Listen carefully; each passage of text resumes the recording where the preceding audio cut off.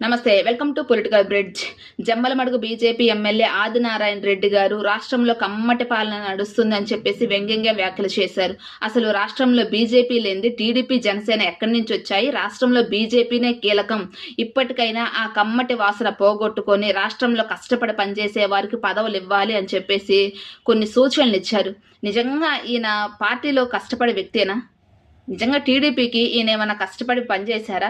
చూసుకుంటే ఈయన రాజకీయ ప్రస్థానం చూసుకుంటే మాత్రం 2004 నుంచి 2009 వరకు కాంగ్రెస్ పార్టీలో ఉన్నారు. ఆ తర్వాత వైసీపీ పార్టీలో జాయిన్ అయ్యారు. 2014లో వైసీపీ నుంచి గెలిచి టీడీపీలోకి వచ్చారు. టీడీపీలోకి వచ్చిన తర్వాత చంద్రబాబు నాయుడు గారు మినిస్టర్ పదవి ఇచ్చారు. ఆ తర్వాత 2019లో టీడీపీ అధికారం కోల్పోయింది. జగన్మోహన్ రెడ్డి గారు అధికారంలోకి వచ్చారు. అయితే ఈయన ఓడిపోయారు.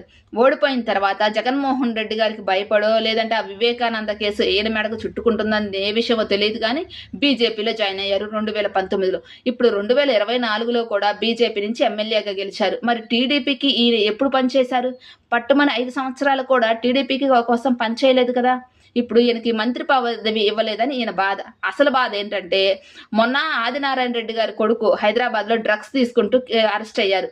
అయితే ఈ విషయంపై చంద్రబాబు నాయుడు గారితో, రేవంత్ రెడ్డి గారితో మాట్లాడి నా కొడుకుని తప్పించండి అని చెప్పేసి రికమెండేషన్ కోసం వెళ్తే చంద్రబాబు నాయుడు గారు నేను ఇటువంటి పనులు చేయను, దీనివల్ల మన పార్టీకి చెడ్డ పేరు వస్తుందని చెప్పేసి ఆ విషయంలో చట్టం తన పని తాను చేసుకుంటూ పోతుందని అనేసరికి ఆ ఫ్రస్ట్రేషన్తో ఇప్పుడు చంద్రబాబు నాయుడు గారి మీద కావాలని కమ్మ కులాన్ని తీసుకొచ్చేసి విమర్శలు చేస్తున్నారు. నిజంగా రాష్ట్రంలో మొత్తం కమ్మ సామాజిక వర్గానికి చెందిన నేతలకి ఏమైనా పదవులు ఇచ్చారా?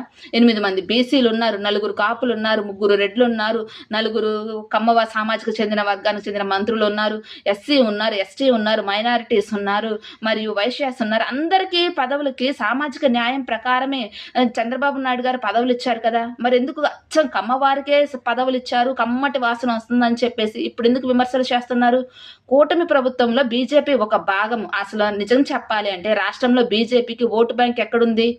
ఇక్కడ టీడీపీ బేస్ చేసుకొనే ఈయన మాత్రం ఇప్పుడు ఎమ్మెల్యేగా ఉంది. అంతేకాని ఈయనేదో ఈయన కష్టం మీద అసలు తెలుగుదేశం సపోర్ట్ లేకుండా గెలిచినట్టు మాట్లాడుతున్నారు.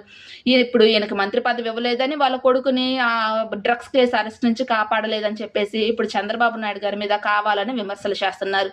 నిజం చెప్పాలంటే రాష్ట్రంలో బీజేపీకి అసలు ఓటు బ్యాంకే లేదు. ఆ విషయం ఆయనకు కూడా తెలుసు. మరి అదే కమ్మటి చేతుల మీదుగానే కదా, పురంధేశ్వరి గారి చేతుల మీదుగానే కదా బీఫామ్ తీసుకొని గెలిచింది. మరి ఇప్పుడు అసలు బీజేపీనే రాష్ట్రంలో కీలకం అంటున్నారే. అసలు సెంట్రల్లో చూసుకుంటే టీడీపీ, జనసేనలేంది అసలు కేంద్రంలో మోదీ గారు ప్రధానమంత్రి పదవిలో ఎందుకుంటారు? అది కూడా ఆత్మవిమర్శ చేసుకొని కదా మాట్లాడాల్సింది. ఏమంటారు? కామెంట్ చేయండి.